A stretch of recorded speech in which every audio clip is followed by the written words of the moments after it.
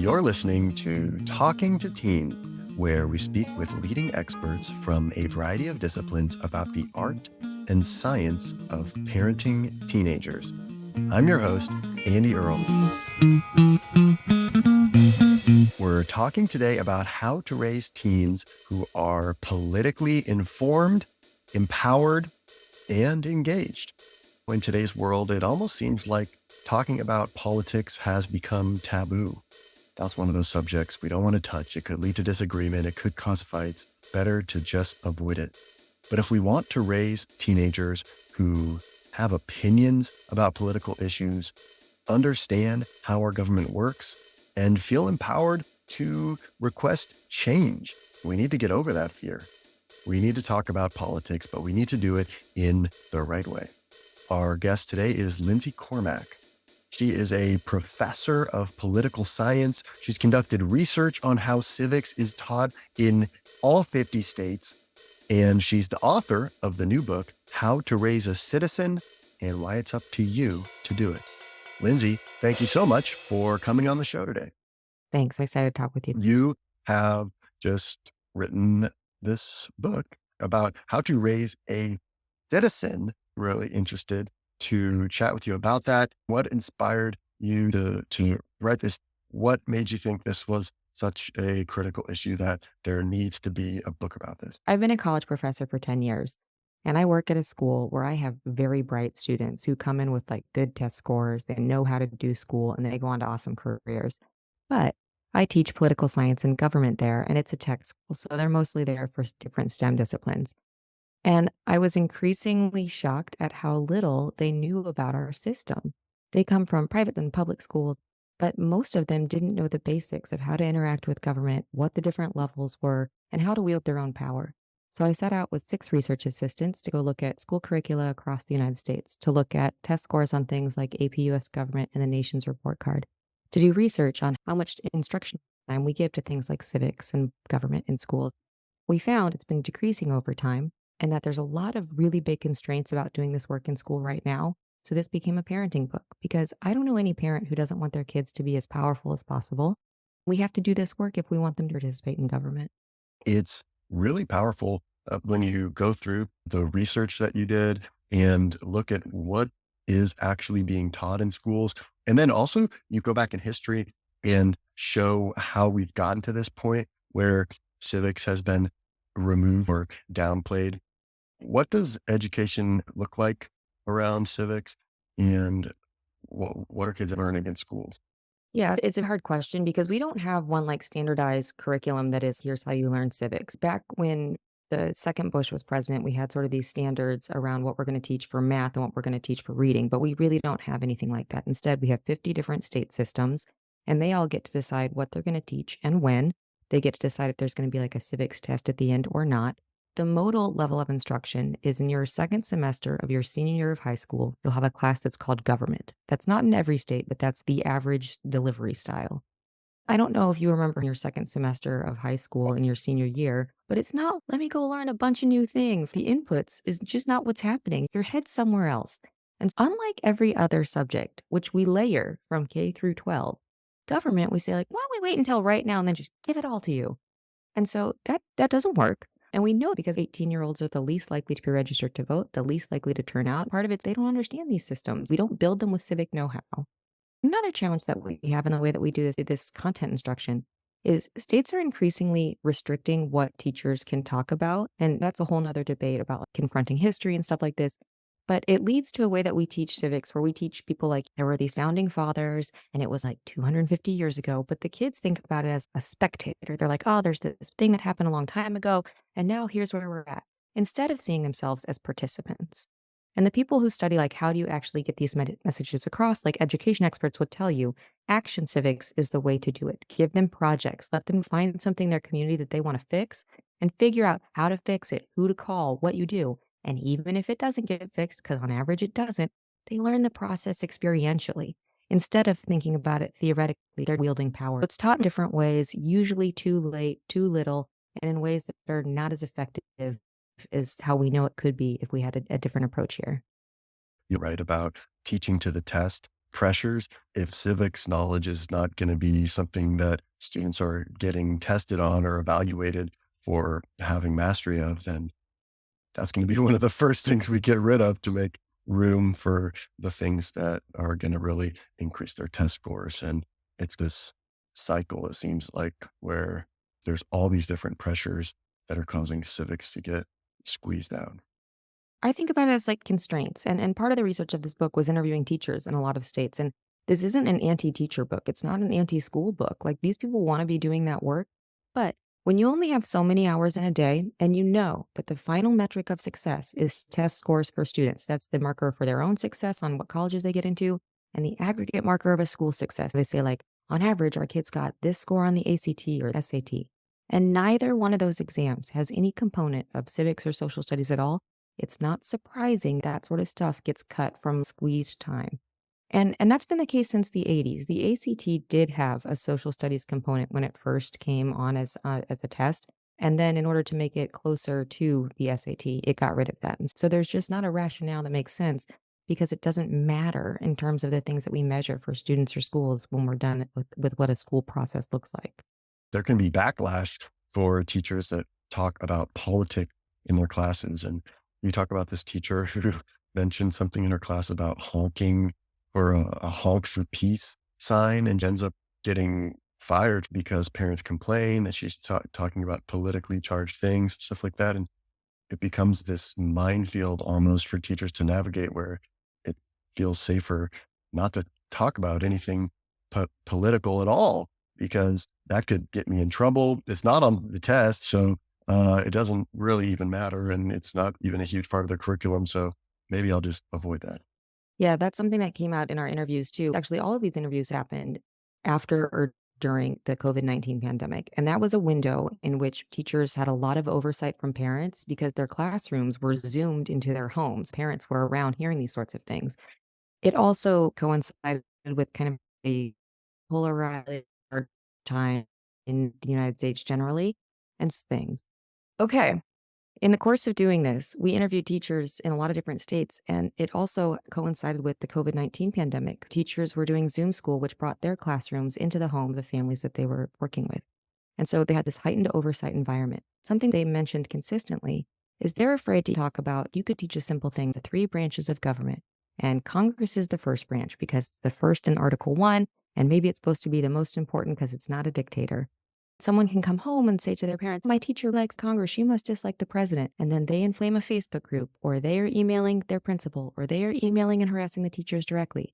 And so, despite the fact that they want kids to understand these systems, it's hard if you're afraid that if I talk about it and I say the wrong thing or slip up in the wrong way or a student hears the wrong thing, then I'm going to have a lot of blowback. And so, it's just easier to not focus on this if that's the sort of environment that you're in. Yeah, it's sad. It feels really scary or punitive. It's a hard environment. Teachers generally have more oversight than many professions. It feels unfair because you have every one of your students now like customers and their parents saying, here's what you should be doing. We don't do that in any other field. The other side of all this is, as you point out, that colleges and universities, when they're looking at what candidates to accept, they're actually really interested in students getting politically active or are doing things on a community level to engage with politics or to organize people or to protest around things or anything like that. And almost seems like this mismatch between what we're focusing on in school to prepare kids for the world and then what is actually helping them or going to get them to the next level. Yeah. So colleges like to see kids who are community interested and people who have done that sort of work. They don't care if you've worked for a Democrat or worked for a Republican. It's the fact that you're showing that there's a bigger community than yourself and you want to be a part of it and make it better. That's like a good marker of a successful student. It also means that you're likely, when you're done with college, to do that same sort of work, which reflects well on the university. There's all different pieces of this that say this is someone who has initiative. This is someone who knows how to navigate systems. They're willing to work beyond just themselves. And so it's a good marker to be involved, but we make it hard if we don't teach our kids how to do that. So you recommend having conversations with your kids around these topics and kind of the ideas you want to discuss with them and how to do that, but also getting involved and helping them to get involved and come face to face with some government representatives in your area and advocate for something. And I found that really powerful.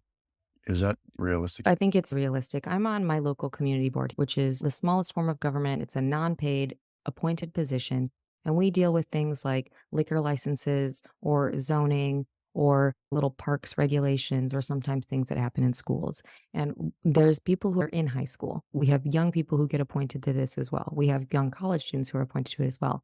But what we don't have is a lot of people raising their hand and saying, "Yes, let me please do this." And so those students, the people who do that, they're incredible. There are people who do extra credit. It's the yearbook committee. In addition to being a benefit to getting someone into college, it does this really nice mental health piece of let me have a repeated routine interaction with other people who care.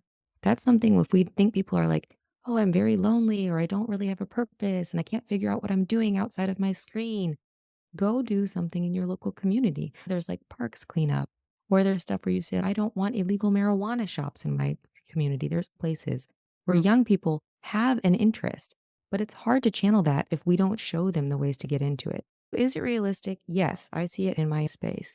Is it widespread? No, I don't see it in a lot of places, but there's not a reason for it not to be because politicians like listening to young people. They like that energy and understanding where things are going instead of relying on their sense of the world, which is usually decades out. I love that. It feels so much more empowering than just sitting around and complaining about the way things are or talking about how much it sucks that we don't have this or this is broken or can do something about that. I have a friend of mine. He has young kids and they walk to school every day and they complain that there's this little screw that's sticking out of the ground from an old fixture that was something that the city had that's not there anymore.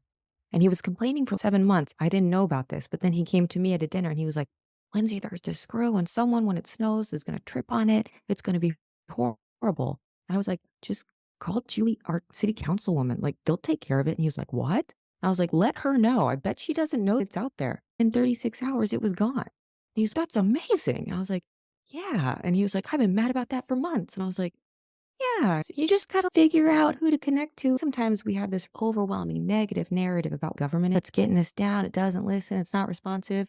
But if you don't let them know what's happening, especially on the local level, they can't be responsive. But at least what I found in my area, if it's fixable and you tell them it gets fixed, if it costs a lot, that's different. But if it's, can we level this so no one trips? Yeah, we can do that. Yeah, especially something easy like that where people might get hurt and it's not going to cost much to fix. How should we think about this as parents if we start to notice things like that with our kids, things that they're noticing or they're concerned about or something they would want to speak up about? How do we facilitate that? How much can we let them do versus how much do we need to do ourselves as the parent? The first thing that I hope parents can take from this is that they need to recognize their role. Our kids look up to us just as much for the things that we do and for the things that we don't do. So if our kids never see us caring about our local politics or never see us trying to figure out more if something's going wrong, they get the message that's either a stupid thing to do or a waste of time. And that's on average not true. So if we see something where we're frustrated, instead of just letting them see that frustration, let's let them see a process of learning more, of trying to make it better, even if it's not successful. There's so much to learn in that process. So recognizing your role, I think, is like the first big thing. And it's not as if our kids don't get any message around politics. Even if we say nothing, the things that they are mostly exposed to are negative.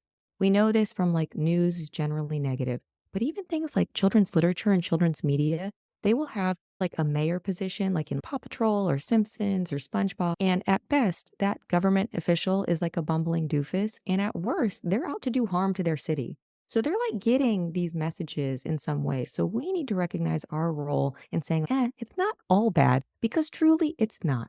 State and local politics has a lot of things that have done to change our lives for the better. You just got to look for them. So that's like the big thing one is recognize your role. And the second thing that I thought was going to be a hard sell, but it's really not when I'm talking to parents now is go learn who at least one of your local elected officials are. Just go figure it out together. And I talk about this all the time. And I have a 7-year-old niece, and she said to me, we were away last month. She was like, "Aunt Lindsay, I don't know who my mayor is." And I was like, "I don't know who your mayor is either because I don't even live in her state." And I was like, "Let's go find out." We got online.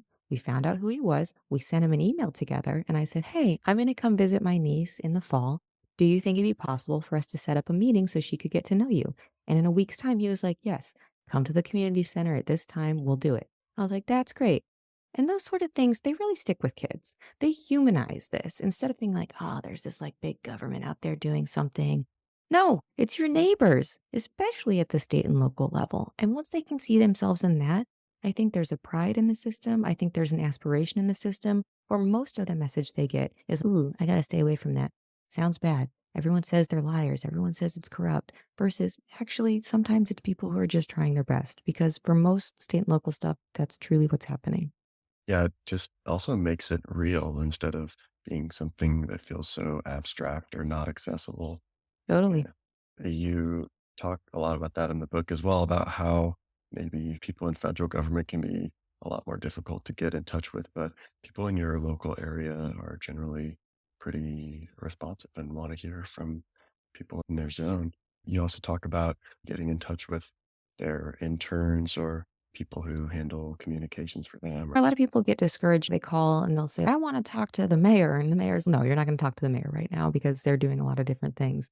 But persistence does pay off here, and even federal. So I'm in New York City. Our federal politicians, they're well insulated because they mostly win when they run anyhow. They don't really have to talk to us. My daughter's met every one of her senators and representatives because if you just try a little bit harder, they'll do it. They also tend to do tons of community affairs that people just don't think to go out to. And I think it's not only good for our kids, it's good for the politicians to see these people because they're mostly hanging out with other older people doing other things that they think is important and good. But they need to know there are other small little bodies who are in this game with them. And so I think it does something good for the system all the way around. Yeah, that's what government is supposed to be. As a representative, you want to have your finger on the pulse of what's important to all the people.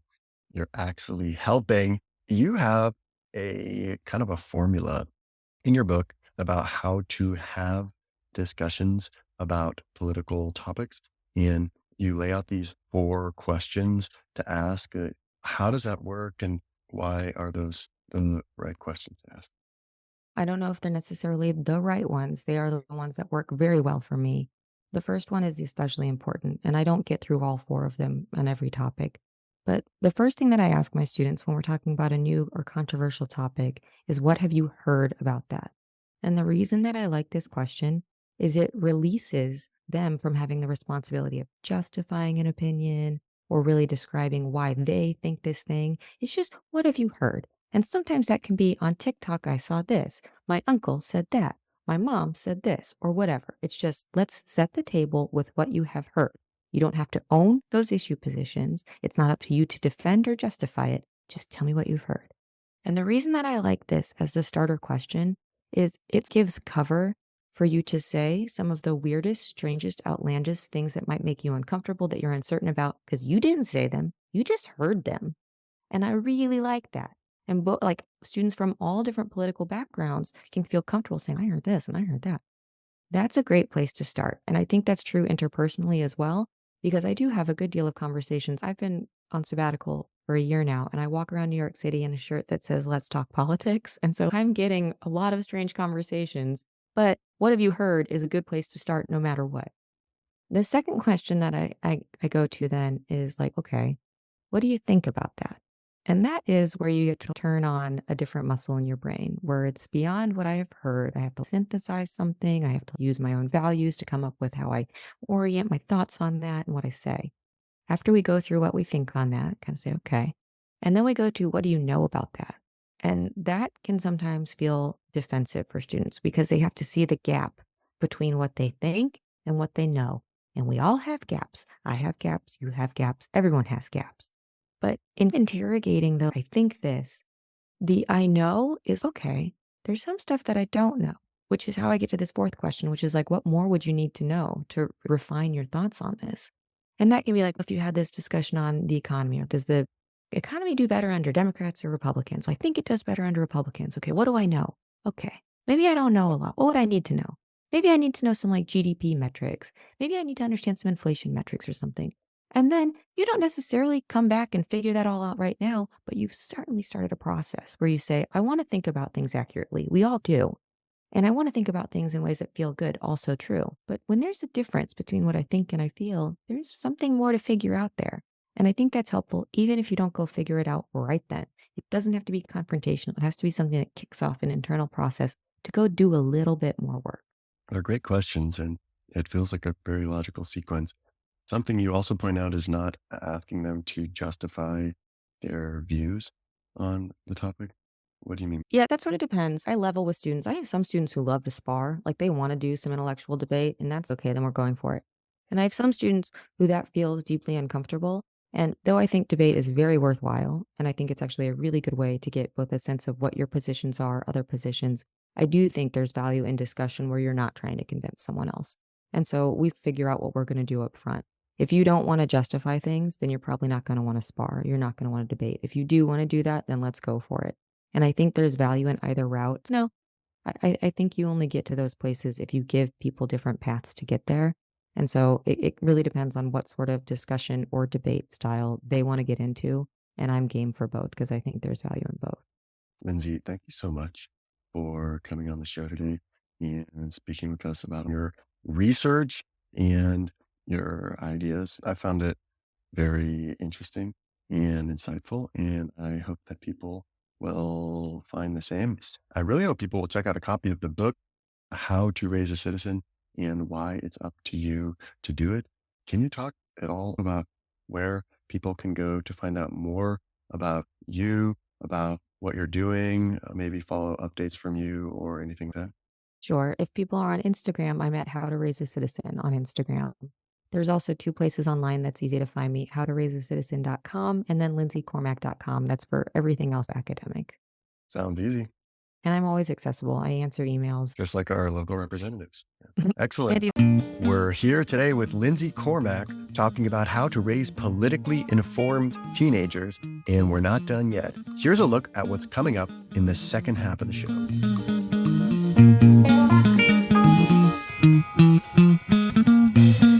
If we can have a culture that says it's okay to talk about these things, and instead of trying to convince the other person that you're right and they're wrong, you're really just trying to perspective build and say, here's how I see this. I'm interested in figuring out how you see this. We don't want to be yelling at each other, but we need to practice doing this calmly with each other.